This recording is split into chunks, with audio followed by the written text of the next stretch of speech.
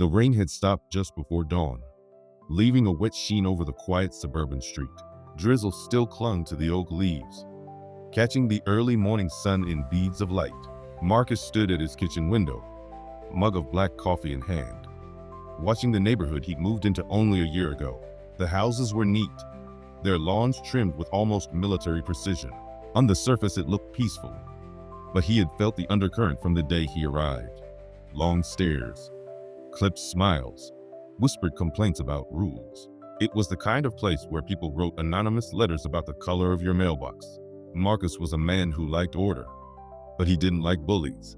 At 37, he'd seen more than most. His 6 years in the Special Forces had taught him discipline, patience, and how to read a situation before it erupted. He kept his hair cropped close, his beard neatly trimmed. He wore a plain gray t-shirt and sweatpants now, but there was a stillness to him that suggested coiled strength, like a big cat at rest. He inhaled the smell of strong coffee and damp asphalt, and it grounded him. He sipped and listened. The neighborhood was usually silent at this hour, just the faint hum of distant traffic, birds shaking rain from their wings, a dog barking somewhere down the block. But today there was something different. A low rumble, tires crunching over wet gravel, then the unmistakable sound of a door slamming. Marcus set his mug down and glanced toward his driveway. A black SUV had pulled up, its windows tinted darker than legal. Another vehicle, a white sedan with a light bar attached, idled behind it. The logos on the doors looked vaguely official but off, like a cheap imitation of a real badge. 2 men in tactical vests stepped out. Their patches read, HOA enforcement. Marcus frowned, his jaw tightening. HOA enforcement? He'd heard of this neighborhood association sending out nasty letters. But uniforms and vehicles? This was new. He wiped his hands on a towel, moved to the front hallway, and looked through the people.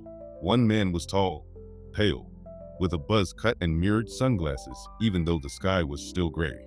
The other was shorter, heavy-set, his vest bulging awkwardly as if stuffed with gear he didn't know how to use. Both carried radios clipped to their shoulders, their antennas bent from misuse. They knocked hard. 3 quick raps that rattled the door. "Open up, Homeowners Association Police," the tall one barked. "You're in violation of non-payment of fees. We have an order to detain." Marcus's eyebrows rose. "Detain?" he murmured to himself. HOA police? There was no such thing. Anyone who had done more than a cursory Google search knew that. Yet here they were, looking like some budget SWAT team for a neighborhood association. He opened the door halfway, staying behind it, calm but alert. "Can I help you?" His voice was low, even, like a man who'd been in much worse situations. The tall man squared his shoulders. "Marcus Taylor? You've been notified multiple times about overdue HOA dues totaling $675. You ignored the notices. Under association rules, we are authorized to place you under arrest until payment is made." Marcus let the silence hang for a beat. He could smell the mix of rain, engine oil, and cheap cologne coming from them. He noted the scuffed boots, the mismatched holsters, the way the shorter man's hand twitched near his belt like he wanted to look tough but wasn't sure what to do. He cataloged everything the way he always did. Height, weight, dominant hand, escape routes. "There's no such thing as HOA police," Marcus said finally. "And no private association can arrest anyone. You're trespassing." The shorter man stepped forward, puffing his chest. "We're empowered by the board to enforce compliance. Now step outside, sir." Marcus didn't move. He'd faced real enemies in real combat zones, men who wanted him dead. And these 2 were amateurs playing dress up. But amateurs could still be dangerous if they were desperate or stupid. He kept his voice steady. "If you don't leave my property, I'll call the actual police." The tall man smirked. "Go ahead. We've got friends at the sheriff's office. You think they'll side with you?" Marcus tilted his head slightly, watching, calculating. The neighbors were beginning to peek from behind their curtains. A woman across the street was recording with her phone, trying to look like she wasn't. The damp air carried a faint metallic tang, like a storm building again. He could almost taste the tension. "Last warning," the tall man said. "Step outside or we'll remove you." Marcus closed the door slowly but didn't lock it. He walked back to the kitchen, picked up his phone, and hit record. He set it on the counter, camera facing the front door. Then he opened a drawer and pulled out a small black case. Inside was nothing more threatening than his wallet and his veteran ID card. But he kept the case in view. He wanted them to see him doing something deliberate, something that would make them hesitate. When he returned to the door, they were talking into their radios, glancing around nervously. "You've got about 10 seconds, Marcus said calmly, "before I call the county sheriff and report an attempted kidnapping." The shorter man laughed, but it sounded thin. "You think you're special? Everyone here has to follow the rules." Marcus smiled faintly, though his eyes were hard. "I am special, and you're about to find out how." The tall man moved first, reaching for the doorframe as if to push inside. Marcus didn't step back. Instead, he raised his phone and snapped a close-up photo of the patch on the vest. "Smile," he said. "Impersonating law enforcement is a felony in this state." Something flickered in the man's face. Uncertainty, maybe fear. But he covered it quickly. "Sir, you're obstructing an HOA investigation." Marcus's voice dropped an octave. "You're obstructing my morning coffee." For a heartbeat, no one moved. The only sound was the drip of water from the gutter and the faint hiss of the SUV's idling engine. Then the shorter man reached for Marcus's arm. Marcus shifted his weight slightly, every sense alert. He could smell the man's sour sweat, hear the faint creak of his vest as he leaned in. Marcus's hand hovered just inches from the doorframe, ready but still appearing calm. Across the street, the woman's phone was clearly raised now. Another neighbor stepped out onto their porch, whispering to someone inside. The whole block was watching. Marcus felt the moment stretch. Electric and dangerous. The shorter man's fingers brushed Marcus's sleeve. An amateur's move. Sloppy. Overconfident. Marcus's muscles tensed. He had no intention of letting himself be detained on his own porch, but he also knew how quickly things could spiral. "Let go," Marcus said quietly, his tone like steel wrapped in velvet. The man hesitated. Rain began to fall again, soft at first, pattering against the SUV's hood. Marcus's heartbeat slowed, not sped up, the way it always had in the field. He looked into the man's eyes and saw the flicker of doubt there, the realization that maybe they'd picked the wrong house, the wrong man. But the tall one barked, "Do it," and the shorter man gripped tighter. The grip on Marcus's arm tightened. The man's fingers were clammy, his knuckles pale as he tried to look commanding. Marcus didn't flinch. He had learned a long time ago that the moment you let someone's bluff intimidate you, you gave them power. He let the silence stretch. His eyes locked on the man's until the guy blinked first. "Let go," Marcus said again, low and even. "I said step outside." The man snapped, but his voice cracked like a teenager's. Marcus moved then. Not fast, not violent, just a precise twist of his wrist, stepping back with a pivot. In one smooth motion, the man's hand slipped off his arm, and Marcus turned the doorframe into a barrier between them. It was the kind of move a self-defense instructor might demonstrate slowly. Marcus did it without thinking. "Touch me again," Marcus said quietly, "and you'll regret it." The taller one barked into his radio. "Unit 3, move up." Another door slammed. From the SUV emerged a third man in a vest marked HOA enforcement. This one was taller, broader, his jaw set hard. He held something like a clipboard, but kept his other hand near his belt as though it were a weapon. He strode up the walkway, boots splashing in shallow puddles. Neighbors whispered louder now. Someone muttered, "What's going on?" Another said, "Are those real cops?" The air smelled of wet grass and diesel from the idling SUV. "Marcus Taylor," the third man boomed. "You are hereby ordered to come with us until this matter is settled. Noncompliance will result in immediate escalation." Marcus almost laughed at the phrasing. It was like they'd memorized lines from a procedural drama. He reached into his pocket and pulled out his phone, holding it up high so the camera could see all three of them. "This is Marcus Taylor at 1723 Oak Crest Drive," he said clearly. "I have 3 individuals impersonating law enforcement on my property. They are attempting to detain me illegally. Send officers now." The taller man lunged forward as if to grab the phone. Marcus stepped back inside, closing the door halfway. "That's enough," he said. "You think the sheriff's department is gonna come save you? The third man sneered. "They're with us." Marcus's eyes narrowed. "You have no idea who you're messing with." He slid the deadbolt quietly, then walked back into the kitchen. His phone was still recording from the counter. He picked up a small stack of mail, flipped through the envelopes until he found the last HOA notice, and held it up to the camera. "This is what they're mad about," he said softly for the recording. "A $600 fee dispute. And now they're at my door playing SWAT." He tucked the letter back into the pile and opened another drawer. Inside was a neatly folded piece of paper, his discharge paperwork, with his rank and unit clearly listed. He placed it next to the phone, visible in the frame. Outside, muffled voices argued. A neighbor called out, "Leave him alone." Another shouted, "I'm calling Channel 5. Marcus returned to the door. "You have about 1 minute before real law enforcement shows up," he said, projecting his voice through the wood. "If you're smart, you'll be gone." The third man laughed, but it was hollow. "You're bluffing." Marcus swung the door open again, standing tall now, his presence filling the doorway. "No, I'm not." For a heartbeat, they just stared at him. Rainwater dripped from their vests. The SUV's wipers squeaked. The shorter man shifted on his feet, nervous. "Listen," Marcus said, his voice still calm, but with an edge that cut through the damp morning air. "I served 6 years in special forces. I've been in places you can't spell. If you don't leave right now, you're going to end up in a federal prison for impersonating officers. Do you understand me?" The shorter man's mouth opened and closed. The taller one tried to sneer, but his eyes flicked to the neighbors' phones. The third man squared his shoulders. "You don't scare us. We're not breaking any laws." Marcus stepped out just enough to let the rain hit his shirt. "Then why are you shaking?"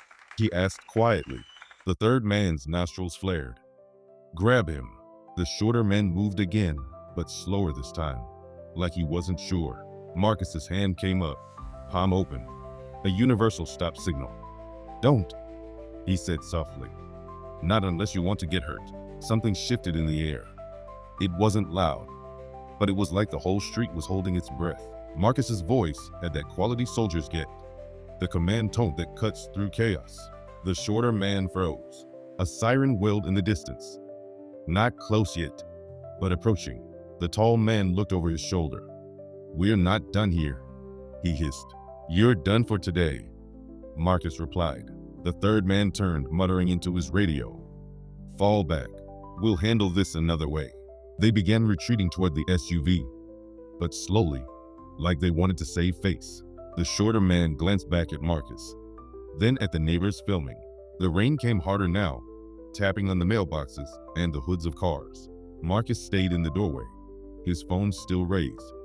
"I have your faces. I have your plates," he said evenly. "If you ever come back here dressed like that, you'll regret it." The third man paused at the SUV door. "You think you're some kind of hero?" Marcus didn't smile. "No, I'm a homeowner, same as everyone else, but I'm not afraid of you." They got into their vehicles. Engines roared, tires splashed, and within seconds the street was empty again, except for curious neighbors stepping out from their porches. Someone applauded softly. Another called out, "You okay, Marcus?" He nodded once. "I'm fine." But inside he wasn't fine. His hands were steady. They always were. But a low burn of anger sat in his chest. He closed the door, locked it, and leaned against it for a moment, listening to the rain and the fading siren. He went back to the kitchen and stopped the recording. The video showed everything. Their uniforms, their threats, their retreat. It also caught his own voice, calm and measured. Good. That would matter later. He poured himself another cup of coffee, the bitter smell filling the room. He stared out the window again. The SUV's tire tracks still glistened on the wet street like scars. On the counter, his discharge papers caught his eye. He hadn't wanted to bring that life into this new one, but maybe he didn't have a choice anymore. If the HOA, or whoever was behind those men, thought they could intimidate him, they'd just made the biggest mistake of their lives. He picked up his phone and scrolled to a contact he hadn't used in months, a former teammate, someone who still had connections. His thumb hovered over the call button. He wasn't sure yet if he'd need backup, but he wanted the option. Outside, A neighbor knocked lightly on his window and gave him a thumbs up. Marcus managed a small smile.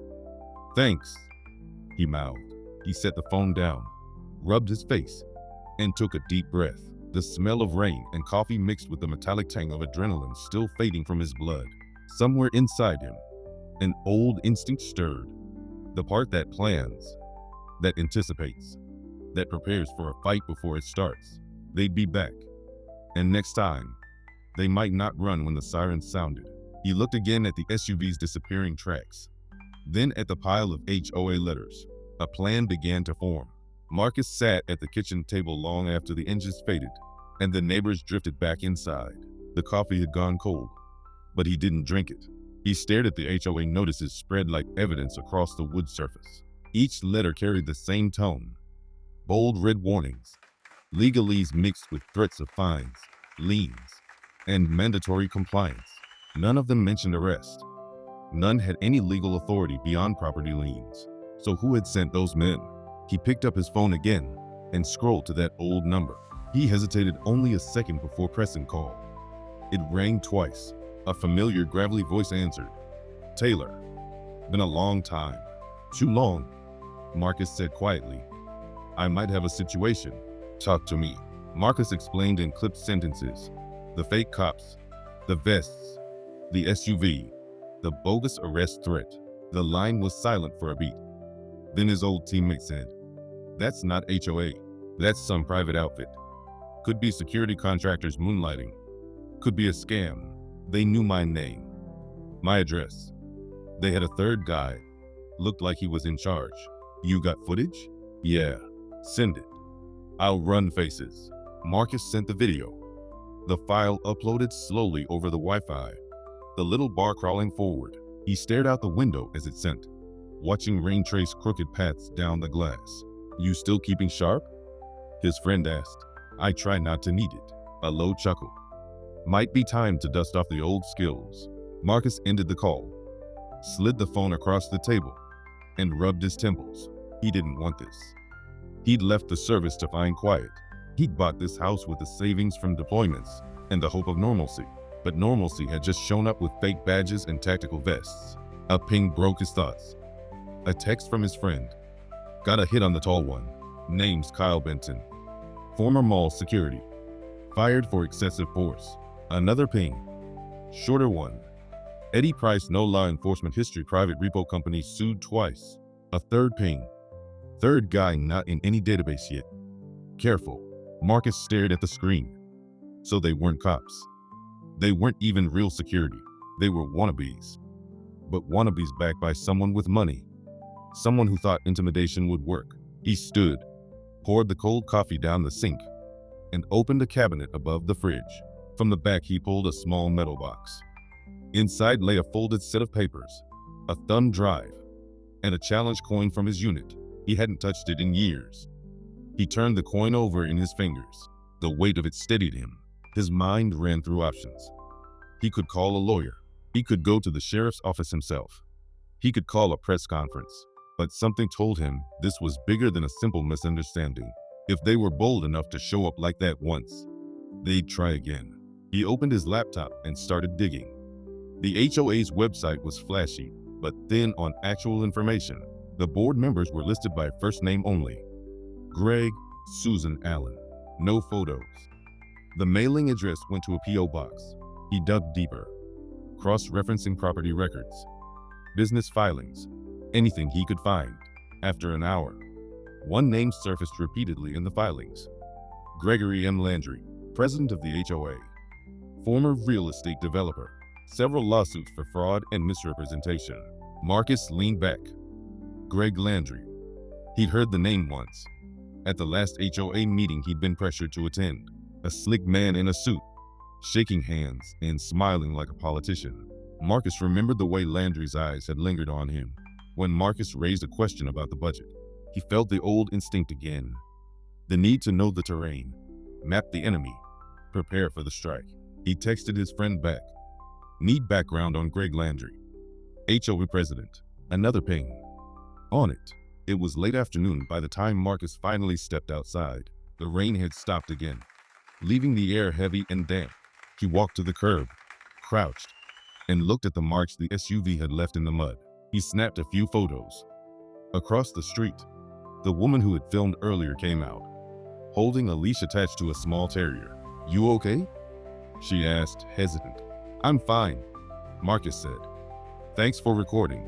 I uploaded it to Nextdoor already," she said. "People are freaking out. They're saying the HOA's gone rogue." Marcus managed a small smile. "Good, keep it up." She nodded, eyes wide, and hurried off with her dog. Back inside, Marcus's phone buzzed again. His friend had sent a link, a local news article from 3 years ago. Developer Gregory Landry sued for illegal security operations.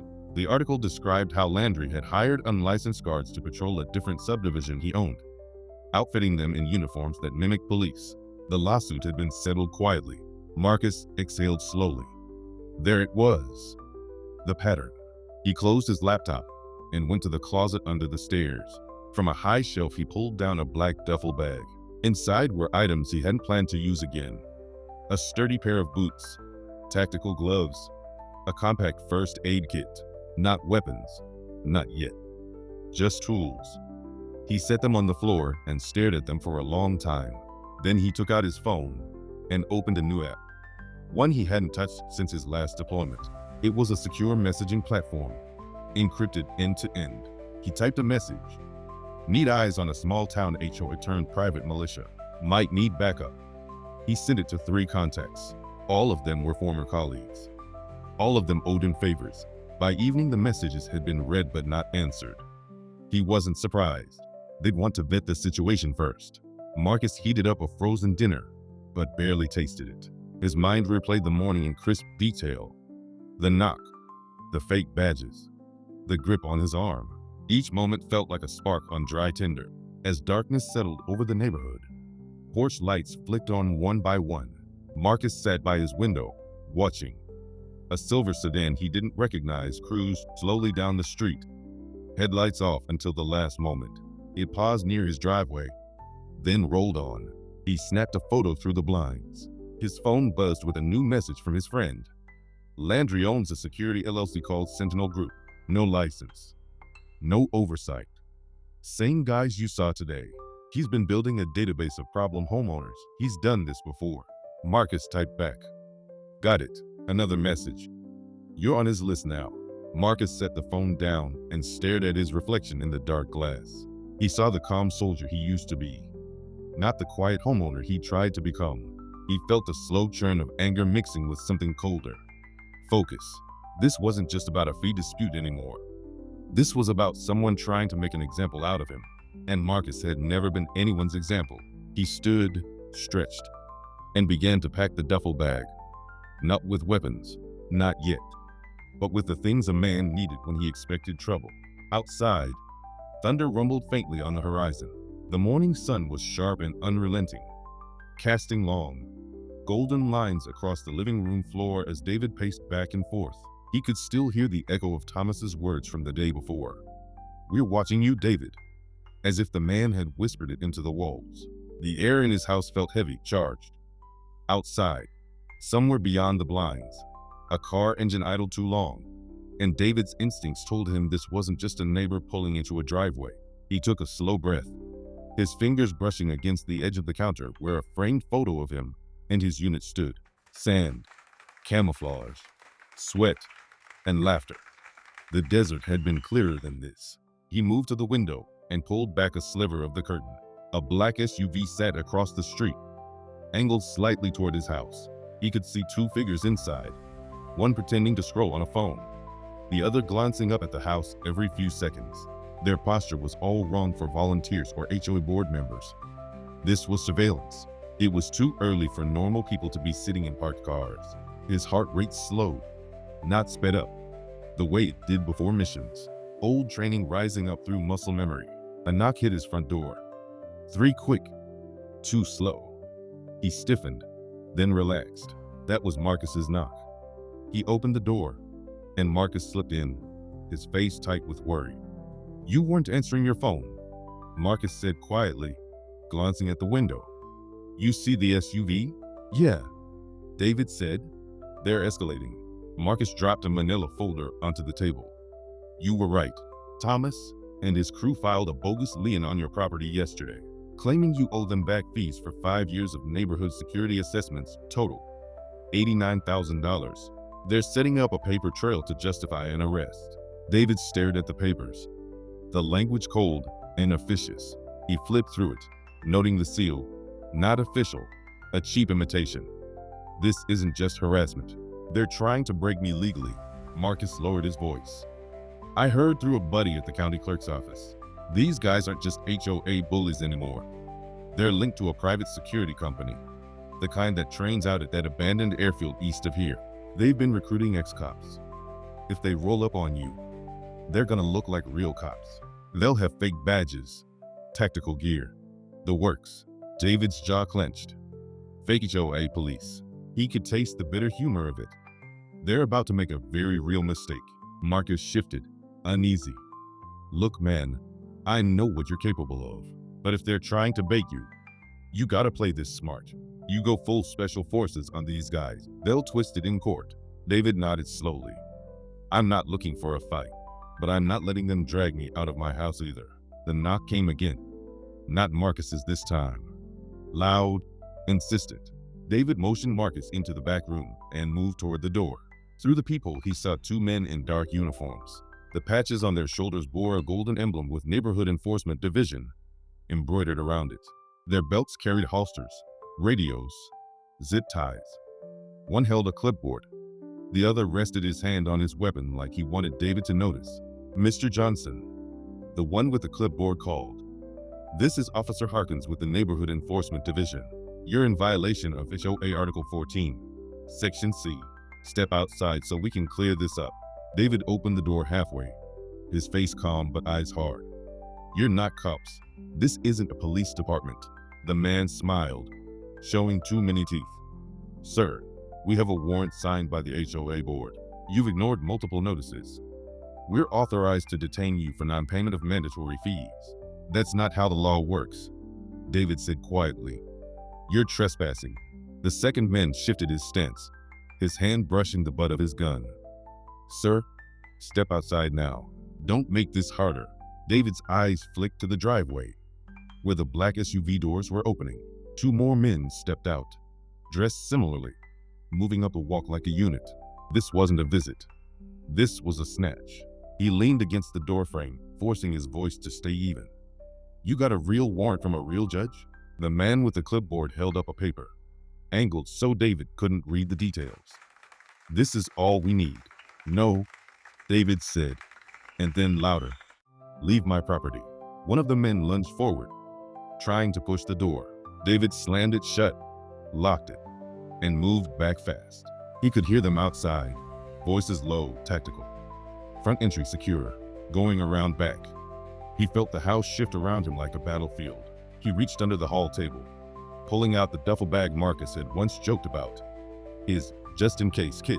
Inside were no guns, just body armor, a small camera, and 2 non-lethal devices, flashbangs modified for home defense. He slipped on the vest under his shirt and clipped the camera to his chest. He wasn't going to fight them. He was going to expose them. Marcus emerged from the back room, eyes wide. They're coming in? Yeah, David said. Call 911. Tell them armed men impersonating police are trying to break in. Marcus grabbed his phone and ducked into the hallway. David moved to the living room window. 1 man was prying at the back door. Another crouched low near the fence. The smell of cut grass and hot asphalt mixed with the adrenaline in his blood. He took a breath. Stay calm, he whispered to himself. Control the tempo. The back door rattled, then burst inward. A man in tactical black stepped inside, shouting, Neighborhood enforcement. Hands where we can see them.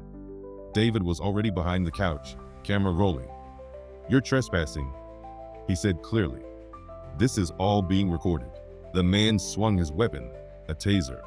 Not a gun, but it looked real. Down on the ground now. David stayed low, voice steady. You're impersonating law enforcement. Leave now, or you'll be arrested for felony home invasion. The second man entered, eyes flicking to the camera. For a heartbeat, doubt crossed his face. Harkins, maybe we. Shut up, Harkins snapped. He's bluffing. David reached into his pocket and held up his phone. The 911 operator's voice audible. You're live on the line with County Dispatch. Real police are on their way. Outside, sirens began to wail faintly in the distance. Marcus's call had gone through. The men froze, glancing toward the street. One hissed into his radio. Abort. Abort. The man nearest David backed up, eyes darting. We're leaving, he muttered, but Harkins wasn't ready to give up. Grab him and go, he barked. David stood up slowly, the flashbang hidden in his palm. You're done, he said. His voice carried the weight of command, the kind that cut through chaos overseas. Out, now. For a long second, no one moved. Then the wail of sirens grew louder, blue lights flashing at the end of the street. The fake cops hesitated, the plan unraveling. David could feel the shift, the moment when predators realized their prey. And just as one of them lunged forward in desperation, David tossed the flashbang at his feet. A burst of light and sound filled the room, stunning the intruder without permanent harm. The man fell back, clutching his ears, and the others scrambled toward the back door. David stood there, chest rising and falling, the camera still rolling. Through the window he could see real police cars screeching to a stop outside, doors flying open. The men in black tried to flee over the fence, but it was too late. Uniformed officers were already moving in, weapons drawn, shouting commands. David exhaled, the adrenaline humming in his veins. The house smelled of ozone from the flashbang, and his ears rang faintly. But he was steady. He held the line. He'd exposed them. But as he watched one of the fake cops being pinned to the ground outside, a thought cut through him like cold steel. This wasn't over. Someone had sent them. Someone higher up. And that someone wasn't going to stop just because a few hired thugs got arrested. He turned to Marcus, who stood pale in the hallway, phone still in his hand. Get everything you can on video, David said. Names, faces, vehicles. This is just the beginning. And as the flashing lights bathed his living room walls, David felt the old familiar sense of a mission forming. One he hadn't asked for, but one he was now fully engaged in. David sat on the edge of his couch, elbows on his knees. The room dimmed except for the rotating blue and red lights that flickered through the blinds. Outside, the real police were wrapping up. Two of the fake neighborhood enforcement officers had been taken away in handcuffs, their faces pale under the weight of exposure. But one of them, Harkins, the clipboard man, had managed to slip away in the chaos, disappearing into the SUV before the cops could box it in. That image played over and over in David's mind. The one who gave the orders still at large, like a rattlesnake sliding back into brush. Marcus stood near the kitchen counter scrolling through his phone. They're calling it a dispute, he muttered. Local news already picked it up. Homeowner detains imposters. They're downplaying it. No mention of the HOA. David rubbed his temples. The smell of the flashbang still lingered, faintly metallic, like burnt sparklers after the 4th of July. His body wanted to crash, but his mind was wide awake, running possibilities. That's because they're trying to get ahead of the story, he said. The HOA will distance themselves from the arrests. Pretend these guys were rogue. Marcus looked up. So what's next? You already got them on video. Real cops have them in custody. Shouldn't that be the end? David gave a humorless laugh. This was an operation, not a prank. Harkins ran because he knew who sent him. These people aren't just bullies. They're organized. If they can't drag me out legally, they'll try another angle. A phone buzzed on the coffee table. David's. He glanced at the screen. No caller ID. He picked it up and answered anyway, his voice low. Yeah, a man's voice, smooth and deliberate. Mr. Johnson, this is Thomas. We seem to have had an unfortunate misunderstanding today. David's jaw tightened. A misunderstanding is when you forget to wave at your neighbor. Sending armed men to my home isn't a misunderstanding. Thomas chuckled softly. Colorful way of putting it. Look, our board is very disappointed. We never intended for things to escalate. Why don't we sit down tomorrow? Just you and me work something out. David glanced at Marcus, who raised an eyebrow. Sure, David said. Why don't you bring the real cops this time? Thomas's tone cooled. You're making this harder than it has to be, David. You've always been such a strong personality. But strong personalities sometimes break, and when they do, they lose everything. David ended the call. The silence afterward was like a low hum. Marcus exhaled. He's threatening you. Yeah, David said, his voice flat. And he thinks that scares me. He stood, moving toward the back room. He opened his duffel bag again, pulling out a smaller, hard-shelled case. Inside were old files, neatly kept, copies of deployment papers, security clearance letters, commendations, evidence of who he really was. Not a deadbeat homeowner, not a soft target, but a veteran of Special Forces missions no one would ever read about on the news. Marcus followed him. You're planning something. David looked up, his eyes steady. I'm going to end this, but not the way they expect. What do you mean? I'm not going to fight them in the street. I'm going to expose them. You said the local news is already picking it up? Good. We'll give them more. He opened a laptop and slid a memory card from his camera into it. The footage from today popped onto the screen. The fake cops bursting in, shouting. The flashbang. The real police arriving. Clear audio of David stating their crime. This, he said, goes viral. By morning, Marcus grinned. You're gonna nuke their whole operation with a video drop. Not just a video. David's fingers danced across the keyboard. Names, faces, documents. Marcus, that folder you gave me, the one showing the fake Leon. Scan it all. We are building a dossier. For the next hour, they worked quietly. Only the click of keys and the whir of the scanner breaking the silence. Outside, the police cars finally pulled away, leaving the street eerily still. David kept glancing at the window, half expecting another SUV to roll up, but nothing came. When the upload was ready, Marcus leaned over his shoulder. Title? David typed. Fake HOA police tried to arrest me. Here's the truth. He uploaded it to multiple platforms, seeding it with local activist groups and veteran forums. Then he hit publish. Within minutes, comments started to appear. Shock, outrage, people tagging lawyers, journalists, state reps. David sat back, a strange calm settling over him. Let them try to spin this, he said softly. Marcus scrolled through his phone. It's blowing up. Look, a civil rights lawyer in Atlanta already wants to talk to you.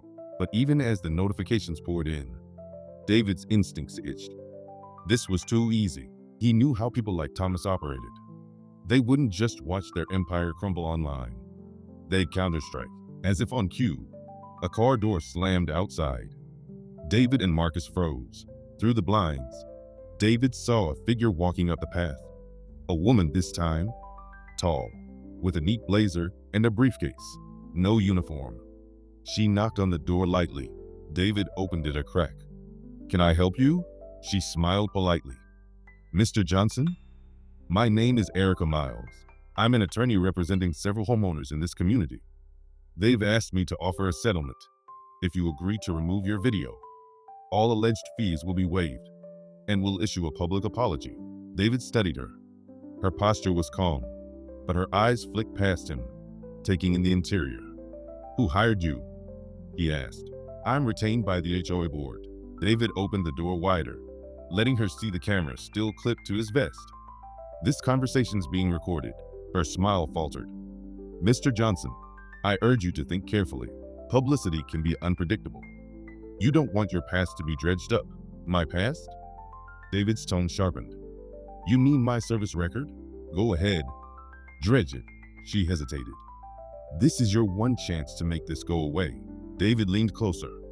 Tell Thomas I don't do secret deals. Next time he wants to send someone, send the real police or a subpoena. Otherwise, stay off my property. He closed the door. Marcus whistled. She looked rattled. David exhaled, feeling the familiar tension in his shoulders. That was a test. They're probing, seeing if I'll fold. Marcus glanced at the laptop screen, where the video views climbed like a counter in a war room. What if they go after you another way? David's eyes hardened. Then we'll be ready. We take the fight to daylight. He walked into his small office and pulled out a notepad, sketching lines and names, a network map of the HOA board, the private security company, the shell accounts Marcus had found in the lien paperwork. We find out who funds them, who trains them. We expose every link. Marcus sat across from him. And then, David said, we make sure no one else in this neighborhood ever goes through what I just did.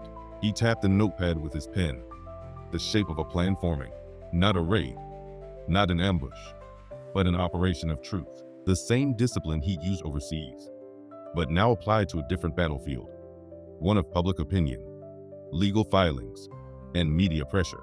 Outside, the street lamp flickered, casting a long shadow through the window. David's heart rate finally slowed, but his mind was steady, cold. This wasn't just about his house anymore. It was about every homeowner who'd been bullied, every veteran who'd come home only to be harassed by paper tyrants. And as he drew another line on the map, connecting Thomas to a state lobbying group Marcus had flagged, a grim satisfaction took hold. They thought they'd targeted a quiet black man on a quiet street. They had no idea they'd just woken up someone trained to fight shadows with sunlight. Marcus leaned in. So what's the next move? David looked up at him, eyes steady. We're going to war, he said softly. But our weapons are cameras, lawyers, and the truth. And even as he spoke, his phone buzzed again. A notification from an unknown number. He opened it. A single text. You don't know who you're messing with. David stared at it, then smiled faintly. Yeah, he murmured. And neither do you. The night pressed in around them, heavy with quiet. But in David's living room, something else was building. Not fear, but momentum. The kind of momentum that couldn't be stopped once it began. The kind of momentum that had toppled warlords overseas. Tomorrow, he thought. Tomorrow we start. Night bled into dawn without David sleeping a second. The glow of his laptop was still on his face when the first streak of sunlight broke across the blinds. Notifications buzzed like angry wasps. Thousands of comments, retweets, local journalists requesting interviews. His video had gone beyond viral. It was now a trending story on every major platform. The headline most people were sharing was harsher than his own. Fake HOA police tried to kidnap black veteran. Marcus emerged from the guest room bleary-eyed, rubbing his neck. You didn't crash at all? He asked. David shook his head, sipping black coffee. Couldn't. We're at a critical point. This is where they'll either back off or hit harder. Marcus frowned at his phone. You're right. Look at this. He held up the screen. A slick press release from the HOA board had gone out at 4 a.m., blaming a rogue security contractor for the incident and accusing David of aggressive, unsafe behavior. They'd even included a still frame of him holding the flashbang, cropped to make it look like a gun. David exhaled slowly. They're moving fast.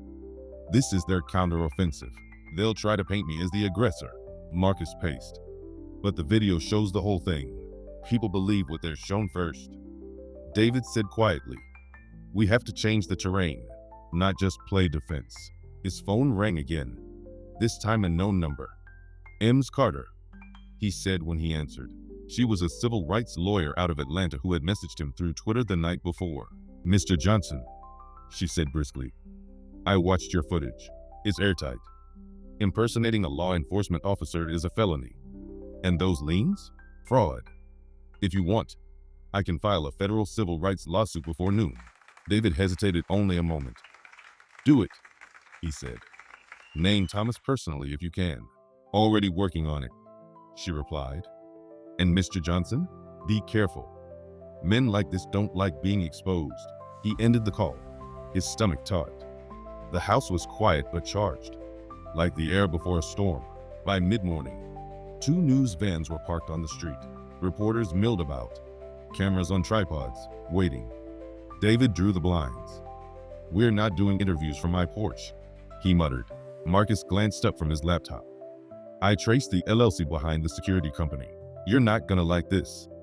It's a shell owned by another shell owned by a lobbying group based in DC. And Thomas is on their board. David's fingers drummed the table. So it's bigger than an HOA. This is a network. Money, politics, intimidation. Marcus leaned closer. If they can afford this, they can afford worse. Bodyguards, smear campaigns, hackers. A sharp knock cut him off. Both men froze. This wasn't the light tap of a reporter. It was firm, rhythmic. David's instincts roared back to life. He gestured for Marcus to stay put and approached the door slowly. Through the peephole, he saw three men in dark suits. No uniforms. Sunglasses hiding their eyes. Their stance was military, not corporate. One held a small leather folder like a warrant. He cracked the door an inch. "Who is it?" A low voice.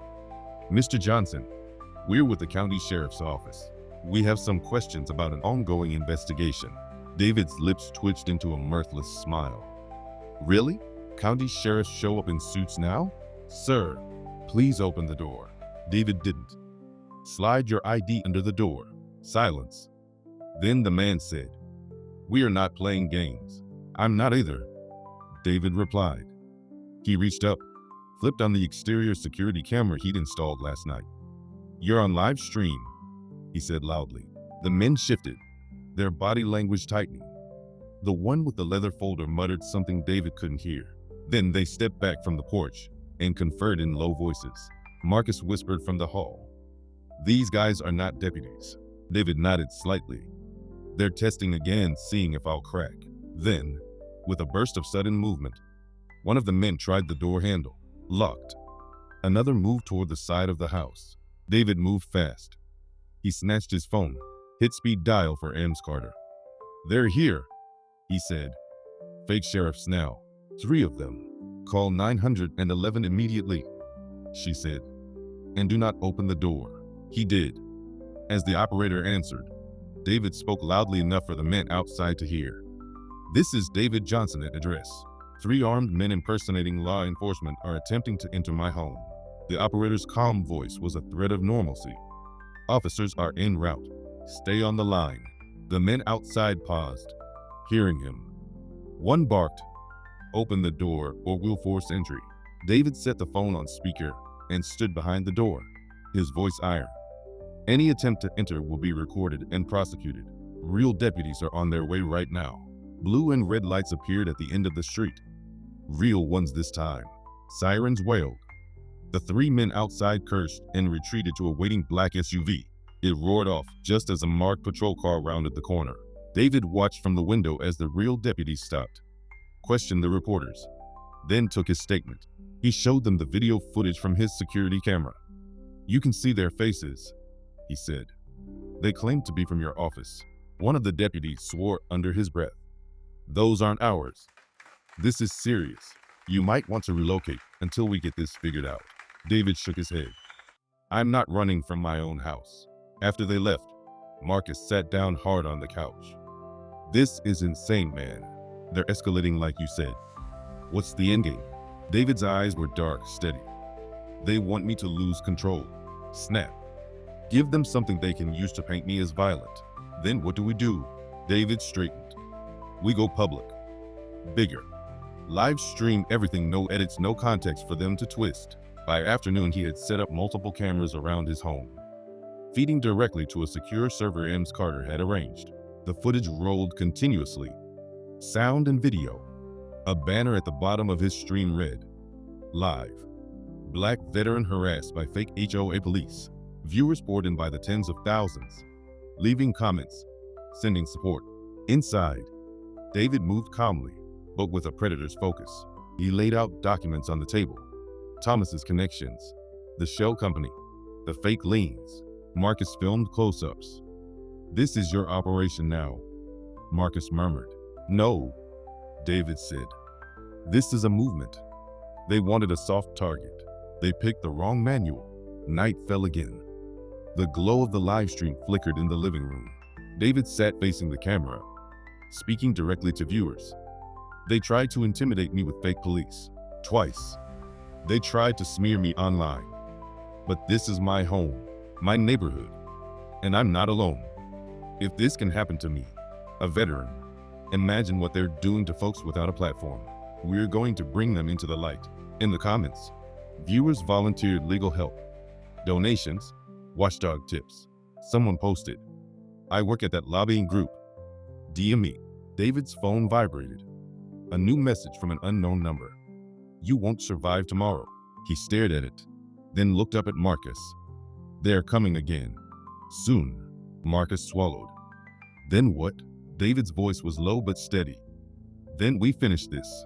He reached into the duffel bag under the table and pulled out a folded American flag from his last deployment. He smoothed it out on the couch, the fabric catching the live stream light. I fought for this country overseas, he said quietly to the camera. Now I fight for it here. And as he spoke, his plan for the climax solidified. Not violence, but exposure so complete, so undeniable, that even Thomas's network couldn't bury it. Tomorrow, when they came, they would walk into a trap, one built not with weapons, but with truth, cameras, and the law. Outside, another SUV slowed as it passed his house, then sped up. David's eyes followed it, calm and unblinking.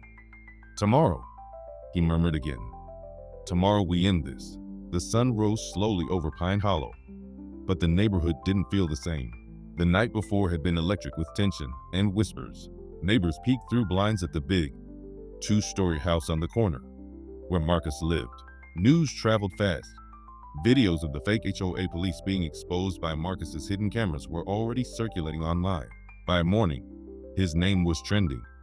People were shocked at the audacity of what happened, but even more shocked by Marcus's calm, disciplined handling of it. Yet for Marcus, the adrenaline was still burning in his veins. He stood at the kitchen counter sipping coffee, the rich, dark scent grounding him. His hands were steady, but his mind was on high alert.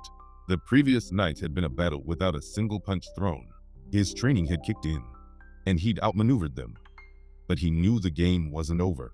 People like that, who put on fake uniforms and tried to scare a man in his own home, didn't just disappear. They regrouped. They plotted. And Marcus had a feeling the next move would be bigger.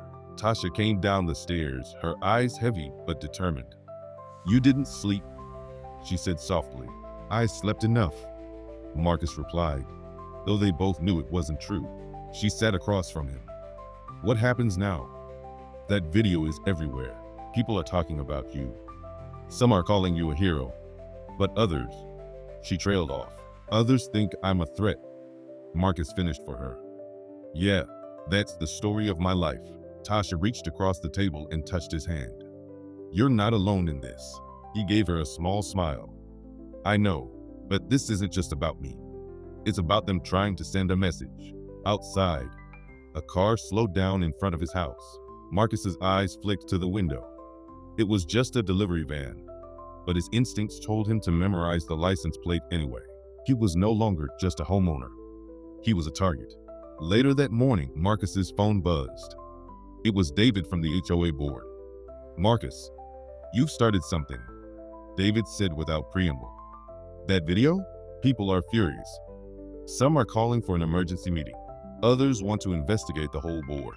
They should, Marcus replied. Somebody on that board had to greenlight those guys to show up at my door like that. There was a pause. You're probably right, David admitted. Look, I don't know how deep this goes, but be careful. These people, they have connections. Marcus's jaw tightened. So do I. After hanging up, Marcus opened his laptop. The footage from his security system had already been downloaded by several independent journalists. The clips showed the fake badges, the intimidation tactics, the moment Marcus refused to comply. They also showed the faces of the so-called HOA police, faces now being dissected on social media. Tasha came over and looked at the screen. They're saying one of those men used to work private security in another state. He's got a history of questionable tactics. Marcus nodded. Makes sense. These weren't amateurs. He closed the laptop and leaned back. If they're smart, they'll back off. But something tells me they won't. The rest of the day passed like a coiled spring. Reporters left notes on his doorstep. Neighbors dropped by, some to offer support, others just to satisfy their curiosity. Marcus kept his answers short. He wasn't playing for sympathy. He was preparing for the next round. As evening fell, the neighborhood took on an eerie quiet. Marcus was in his garage, cleaning one of his bikes, when his phone buzzed again. This time it was a message from an unknown number. You should have paid your dues. Next time, we won't knock. Marcus stared at the screen. His heart rate didn't spike, but his eyes hardened. There it is, he murmured. He showed the message to Tasha, who just walked in. Her face went pale. Marcus, this is a threat. You need to call the police. He shook his head. I will, but not yet. First, I need to know who's behind it. He went to his office and pulled out a small black case. Inside was a secure satellite phone, one of the few pieces of his special forces gear he'd kept when he left. He dialed a number from memory. Marcus. A voice answered. Been a long time. I need a favor, Marcus said. Background checks on some names. I'm sending you photos, and I need it fast. Consider it done, the voice replied. As he hung up, Tasha stood in the doorway, arms crossed. You're pulling people in from your old life, because my old life knows how to handle this, Marcus said. These people think they're dealing with some random guy. They have no idea who they're up against. Later that night, Marcus sat on the porch, the cool air carrying the scent of pine and damp earth. His phone buzzed again, this time a call from his contact. You were right, the voice said. One of those guys is a former contractor with a private security firm. Another one used to run enforcement operations for a corrupt HOA in another state. They're not just hired goons. Someone's paying them big money to target you. Marcus's lips pressed into a thin line. Send me everything you've got. He hung up and turned to Tasha. They're organized, but so am I. Across the street, a neighbor waved at him nervously. Marcus waved back, then went inside. He knew what was coming. The first attack had failed, but the next one would be bolder, and he wasn't going to wait for it to land on his doorstep. Before bed, Marcus walked through the house, checking locks, making sure the security system was armed. His muscles moved on instinct, the way they used to on missions overseas. He paused at the front door and looked out at the dark street. They're coming, he whispered to himself. Let's see if they're ready. Inside, Tasha sat at the kitchen table, scrolling through her phone. Marcus, the news picked up the story. They're calling you. The homeowner who fought back, people are rallying behind you. Marcus gave her a small, grim smile. Good, because this isn't just about me anymore. This is about every person they've tried to bully. Outside, a car rolled slowly past the house.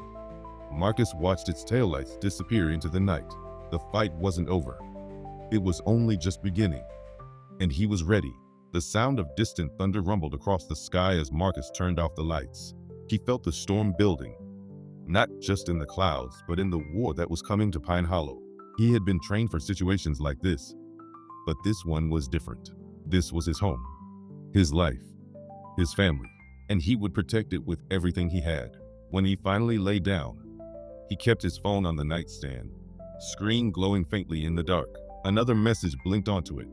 Just 3 words this time. We're not done.